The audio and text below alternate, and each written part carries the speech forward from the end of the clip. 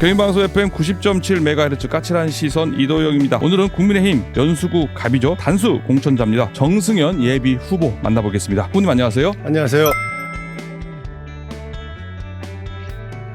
정치 입문 계기, 예. 그리고 이번에 또다시 세 번째 도전에 총선 출마 결심 배경 한번 설명해 주시겠습니까? 고등학교 때 뭔가 좀 의미 있는 일을 하고 싶은데 뭐가 좋을까 고민하던 중에 예. 참된 정치가가 되는 것이 사회라든가 나라 발전에 좀 기여할 수 있겠구나 이런 생각을 하게 예. 됐습니다. 사회 나가면 꼭 정치가가 돼야 되겠다 이런 생각으로 예. 사실은 대학 졸업하고 유학을 갔었고 일본에서 교수하다가 지금 인하대 교수로 이제 20년 됐습니다만 지난 2번 낙선했습니다. 이번에 세 번째 3세판 세 번째 도전인데 예. 열심히 해가지고 꼭 이겨야 되겠다 이런 생각하고 있습니다. 황우여 대표께도 도전을 했죠. 2012년에 큰 격차로 제가 떨어졌습니다만 그 예비후보 4번을 도전해서 2번 본선 가고 예. 사람들은 잘 모릅니다. 그래도 굽히지 않고 12년 달려왔습니다. 요즘에 예비후보로서 어떻게 활동하고 계시고요? 준비 상황 좀 소개해 주시겠습니까? 주로 뭐 이 시간 오늘 이렇게 스튜디오에 나와가지고 정치자 여러분들하고 이렇게 대화를 예. 하고 있는데요. 지금 출근하시는 분들께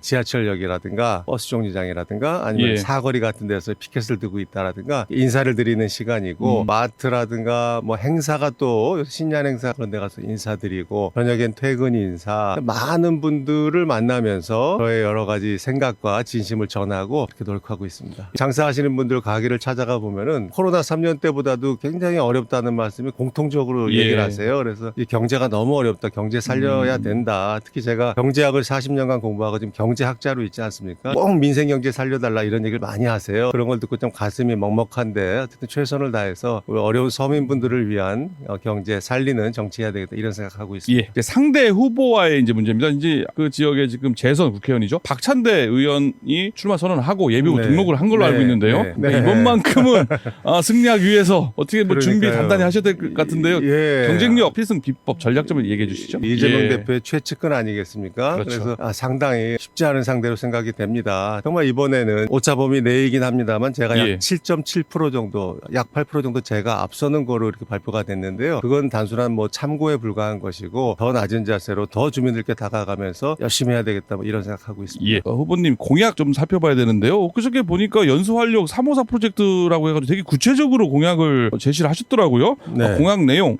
지역과 연계한 내용 좀 얘기해 주시겠습니까? 제가 몸담고 있는 갑 지역은 이제 연수구 원도심입니다. 저희 지역에 사는 그 원도심 주민 여러분들은 바로 인접한 연수 을의 송도 국제도시가 있기 때문에 송도 국제도시는 정말 고층 빌딩이 예. 하루가 다르게 올라가고 교통 편의성이 증진되고 있는데 우리 원도심은 상당히 좀 이렇게 정체돼 있다라는 상대적 박탈감을 더욱 크게 느끼는 곳이 저 예. 연수구 갑 지역입니다. 연수구 갑 지역의 원도심을 재생시키지 않으면 정말 안 되겠다라는 그러한 사명감을 가지고 뛰고 있는데요. 교통 문제를 어떻게 혁신하느냐 하는 거하고 예. 아파트 노후, 이 예. 주거 문제를 어떻게 또 혁신하느냐 이 두 가지가 가장 중요하다고 생각됩니다. 이제 GTX라는 게 예. 송도 국제도시에서 출발해서 서울역 청량리까지 가는 이제 30분대 서울을 가는 시대가 열리지 않습니까? 예. 그래서 그 중간에 이 수인성과 맞닿는 지점에 반드시 연수구 원도심 GTX-B 역을 신설해야 되겠다. 이런 게 이제 주민들의 요구가 많았고 저도 꼭 필요하다고 생각해서 작년에 뭐 원희룡 장관도 찾아가고 몇 번 만나고 유정복 시장 국토부에 건의하고 해가지고 주민들과 함께 노력한 결과 최근에 거의 이렇게 확정이 됐습니다. 원도심역을 하나 만드는 걸로. 예. 이제 원도심 주민 여러분들도 서울을 예. 30분대 갈 수 있는 시대가 열리게 돼서 원도심에 굉장히 그 발전에 역할을 할 것이다. 노후도시 특별법이라는 것이 작년 예. 말에 통과되지 않았습니까? 노후도시 특별법이라는 것이 이제 뭐 분당 일산과 같은 일기 신도시가 예. 30년 경과하면서 이제 재건축 재개발하는데 여러 가지 불필요한 규제 같은 걸 풀어주고 이제 혜택을 주는 거죠. 그래서 이 연수지구의 아파트 재건축 재개발이 예. 차질 없이 진행되도록 노력하는 것과 엊그저께도 이제 인천시 담당자하고도 그 얘기를 논의를 했습니다만 예. 방법은 충분히 있다라고 생각이 됩니다. 주거 혁신. 송도 국제도시가 갖고 있지 못한 우리 원도심의 장점은 자연이 살아있다라는 거거든요. 그게 예. 청량산이 있고 문학산이 있고 승기천이 흐르고 승기천 같은 경우는 이제 물을 후보를 굉장히 좀 예. 1급수로 좀 끌어올려야 되는 이런 문제도 우리가 꼭 열심히 같이 해야 되겠다 이런 생각하고 있습니다. 양과 질 모두 원도심을 대폭 끌어올리겠다. 이러한 저의 구상이고 주민 여러분들과 같이 생각하는 것입니다. 예. 또 후보님이 또 인천시당위원장을 직전까지 또 역임하셨단 말이에요. 네. 또 이런 지역구 문제, 연수구 갑 문제뿐만 아니라 또 인천 지역의 또 국회의원으로서 또 인천 네. 발전을 위해서 또 애써야 될 현안들이 있을 겁니다. 인천의 큰 과제. 뭐 인천이 광역시 중에서도 가장 인구가 예. 빠르게 늘고 있는 도시이고 서울에 인접해 있고 중국과 같은 큰 시장이 바로 인접해 있는 그런 곳이기 때문에 예. 이런 걸 최대한 끌어올려 가지고 정말 예. 국제도시 인천이 발전하고 뭐 유정부 시장이 요새 서인부대 그러더라고요. 그러죠. 예. 서울, 인천, 대구, 부산이다. GRDP가 이 됐잖아요. 네, 서울, 벌써. 인천, 부산, 대구다. 그래서 뭐 부산을 앞지르는 거는 이제 몇 년 내에 충분히 가능하게 예. 생각되고요. 서울과도 경쟁하면서 또 상호 보완하면서 예. 대한민국을 이끌어가는 국제도시로 만드는데 꼭 일조하도록 하겠습니다. 끝으로 네. 지역구 주민들 그리고 이전 3기에 도전하시는 예. 또 우리 유권자 여러분께 예. 꼭 전하고 싶은 말씀 듣고 오늘 인터뷰 마무리하겠습니다. 연수구 갑 유권자 여러분 그리고 인천 시민 여러분 정승현 최선을 다해서 이번에 주민 여러분들께 다가가겠습니다. 무엇보다도 10년 준비를 해왔고 어떻게 보면 세 번째 저의 진심을 꼭 전해드릴 수 있도록 최선을 다하겠습니다. 대한민국이 여러 가지 선진국으로서 위기에 있습니다. 다시 한번 도약하기 위해서는 대한민국의 기틀을 다시 마련을 해야 되고요. 많이 또 정체되어 있는 우리 연수구와 인천의 예. 발전을 위해서 이 한 몸 던져서 정말 여러분의 일꾼으로서 최선을 다하는 정치가가 되겠습니다. 다시 한번 여러분의 따뜻한 손을 저를 잡아주시길 부탁드리겠습니다. 아니 후보님 뭐 진심을 강조하시는 거 보니까 이번에 또